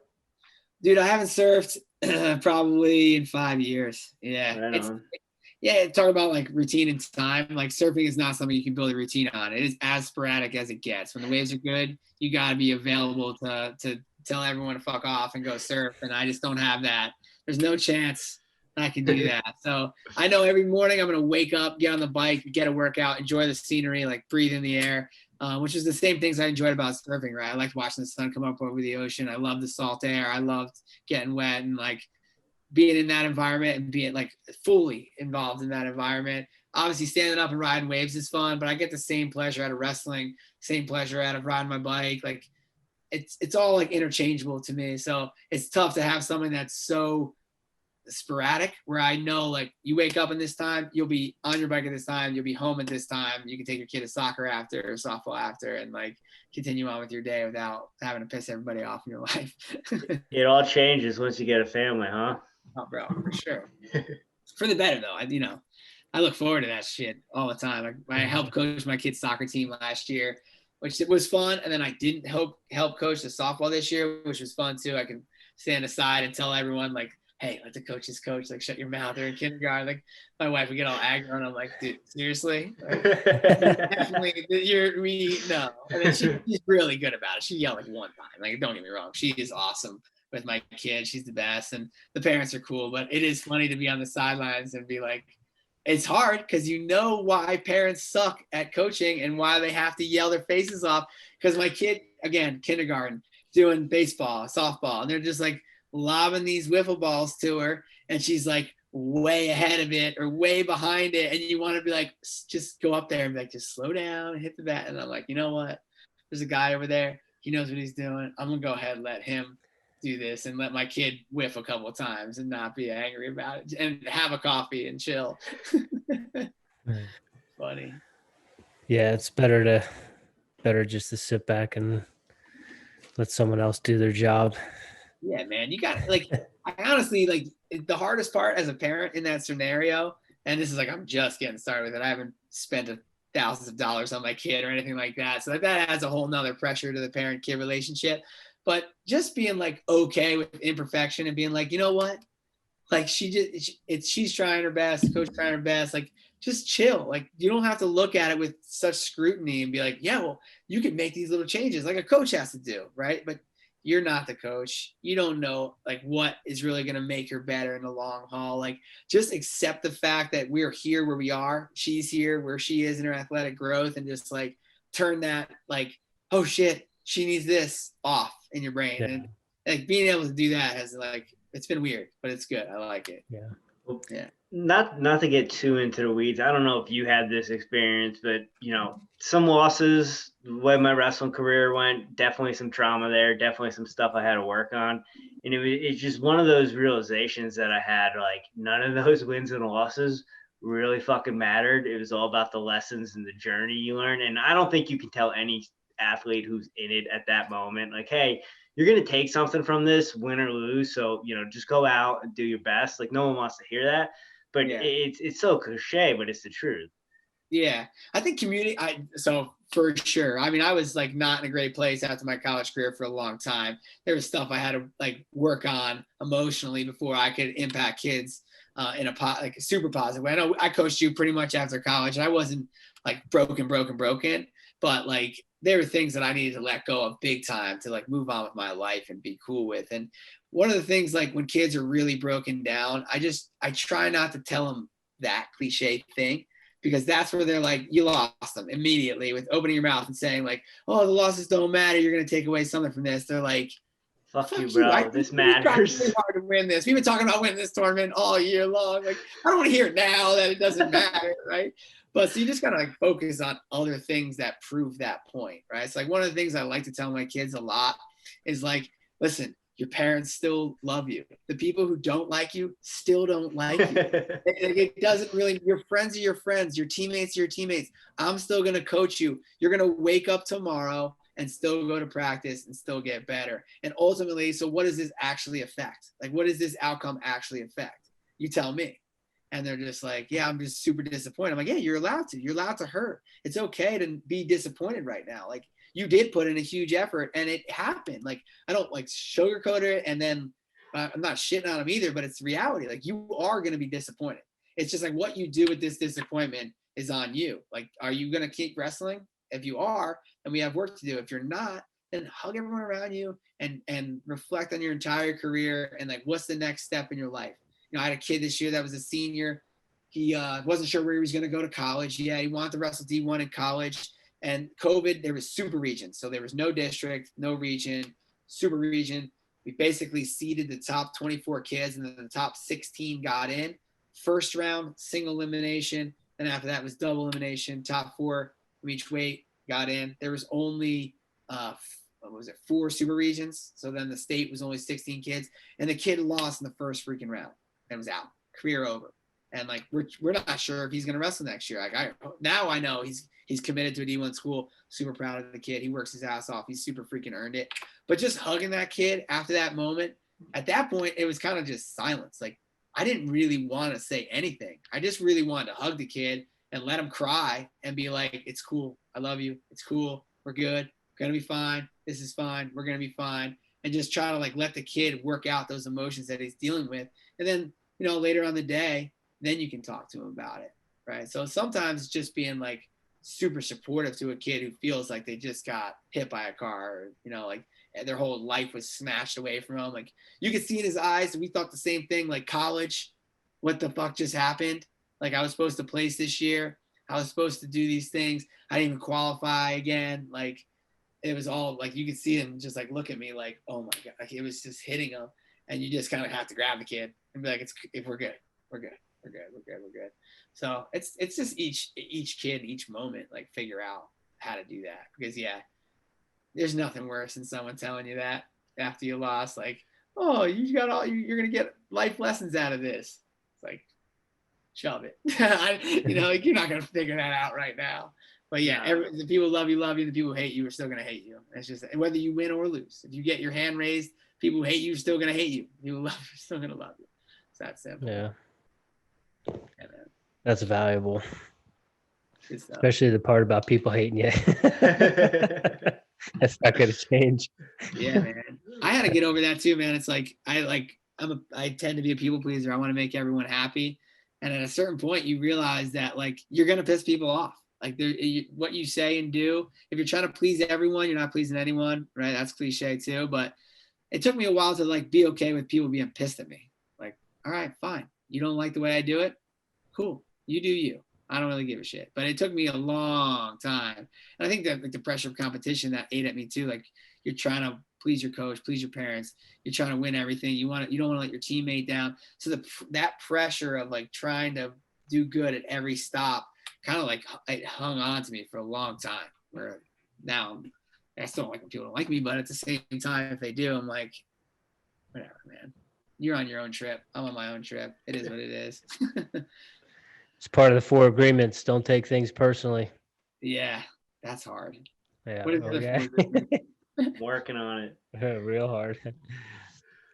Brian, last one.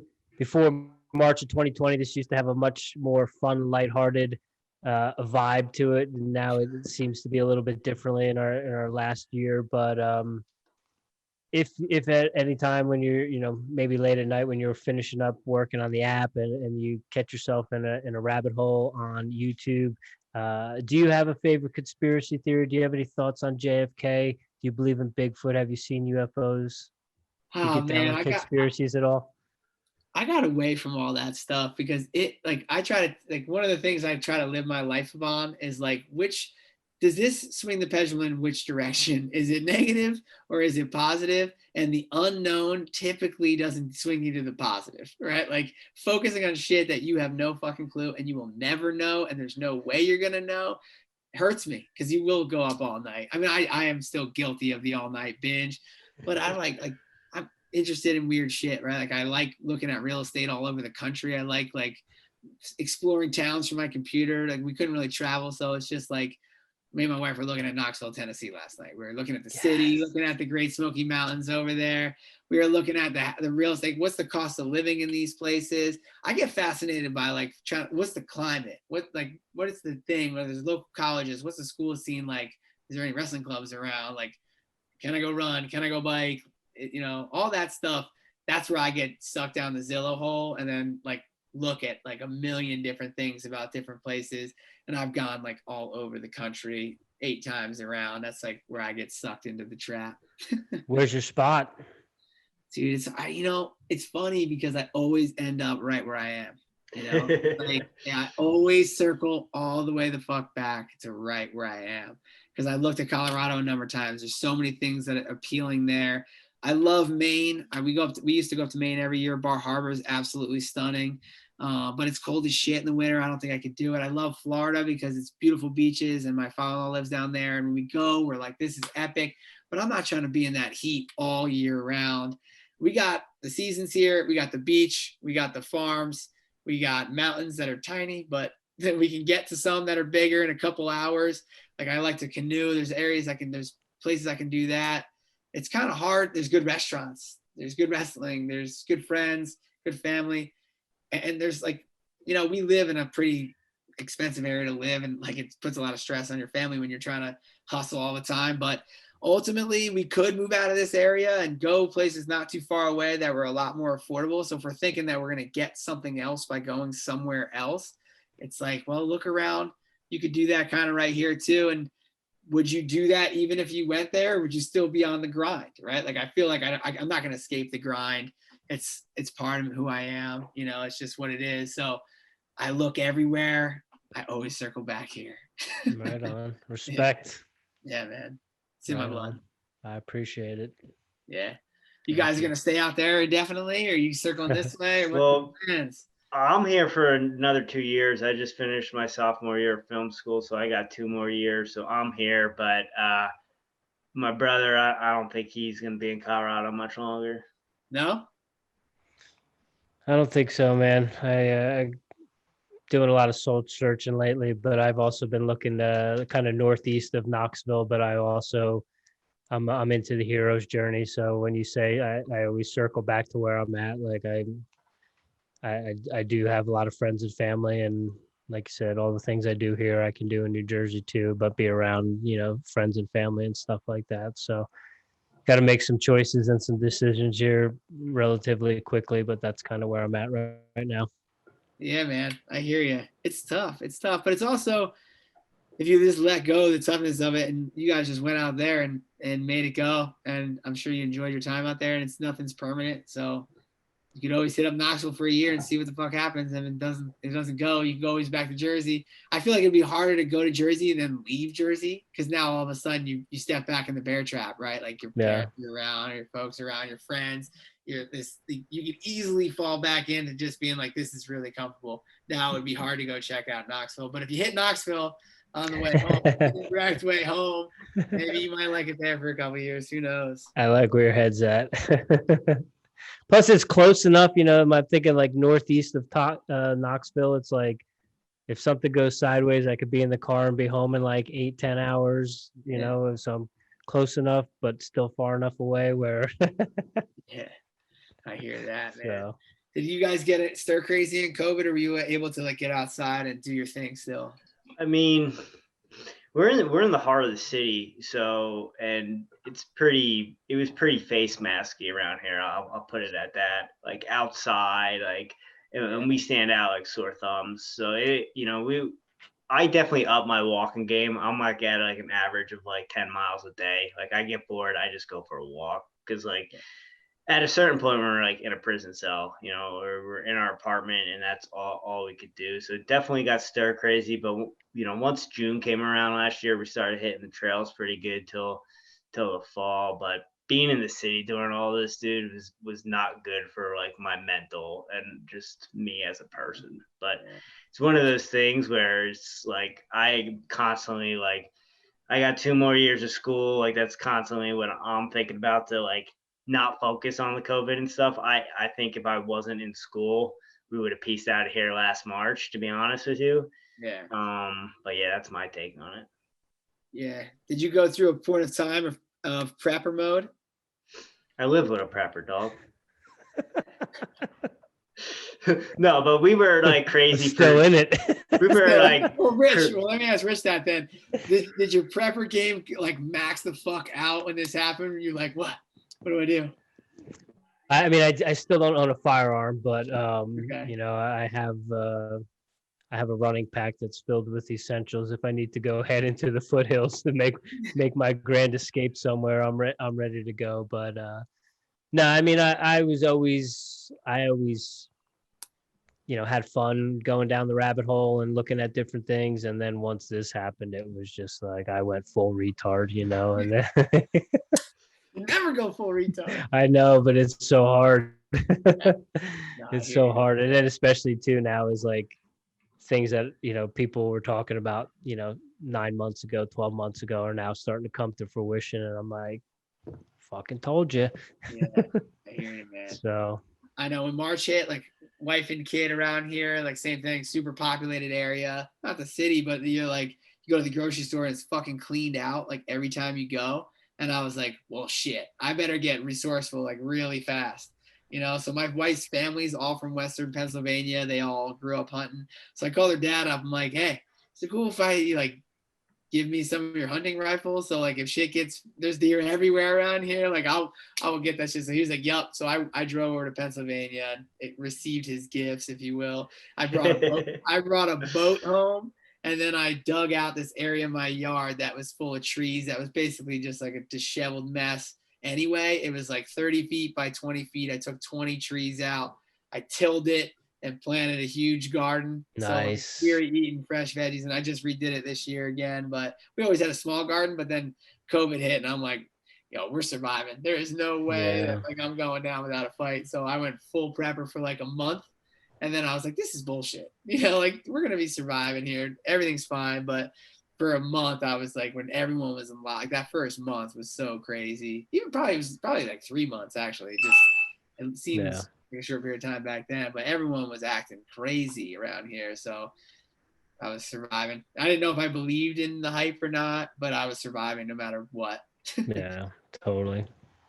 Well, it was funny, you see all these people with shopping carts full of toilet paper. And it's like, well, this is great that you're acting like this now. What's it going to be like when you're fucking eating that toilet paper? Yeah, man. No. So I went a step smarter and got handheld like butt sprayers.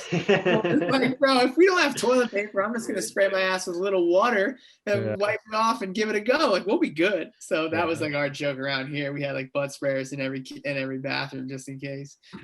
I'm pretty head in the sand on a lot of things. Like I don't pay attention to mainstream media, and I'll listen to some of the podcasts. Like if Rich says, "Hey, listen to this podcast," I'll listen to it, but I don't like fixate on stuff. I'm pretty good at like just letting go of it, put some Bob Marley on, everything's gonna be all right. Yeah. So the first kind of thing that hit me was like everyone was bugging about toilet paper, and I wasn't really paying attention to it. And then I went to like 4 grocery stores, and there was no toilet paper. I was like, oh, this is a fucking problem. Like this shit's real. Because like I thought when they closed the school down, I honestly thought because they closed the college down, it was going to be closed for a week. We were going to have spring break, and I thought it was going to be open, right? So we're leaving the radio station, and like everyone's like panicking and shit, and I'm like, dude, we'll be fine. Rich like looks me in the eye. He goes, bro, shit is never going to be the same again. I promise you that. We're never coming back in this radio station again. And he was right. Like the radio station hasn't been open, and like shit's definitely not going to be the same. But it was like one of those things where I was like, it was like Hurricane Sandy, right? Before Hurricane Sandy hit, everyone was bugging. But like every year around that time, we've had hurricane scares, and nothing was that crazy. And then hey, it was like, oh, we're fucked. Yeah, that's a good analogy, man. Yeah, my wedding got canceled because of Hurricane Sandy, and the same thing. We were in our apartment, me and my wife, and I was like out collecting. Like we were doing it was on the beach. There was going to be a fire. We needed to have like a bunch of sticks for marshmallows, right? So I'm like in the woods looking for fucking green sticks, like at bunches for my wedding the next day. Like this shit's going to blow over like in a couple of days. And then we're in our apartment. I just hung tight in Long Branch. Like this is going to be fine. Then you wake up and it was just like a disaster, real disaster. And then it's like, man, slap in the face. This is what you get. Like, it's hard when the boy cries wolf every time, but then one time the wolf is there and it's hard. This is kind of he's big. Yeah, he's big. He's wearing a mask. Giant fangs. Yeah, man. Sweet. Brian, you are the man. I'm gonna miss following you. Rumson, just know there was 2 dudes in Colorado that were following you, and when you beat the barrel, you definitely stoked our bliss. So good shit on that, dog. And just downloaded the app right now, so I'm stoked to dive into that. Dude, always a pleasure talking to you, man. You are the man. I love following you. Keep on doing your thing, dude. Thank you. I appreciate you guys having me on and talking. I loved it too. So definitely be in touch. If Richie, you come back to Jersey, let me know. I will for sure. Thank you, Bryan. Have a great night. Thanks. You too. Take care. Later, Bryan.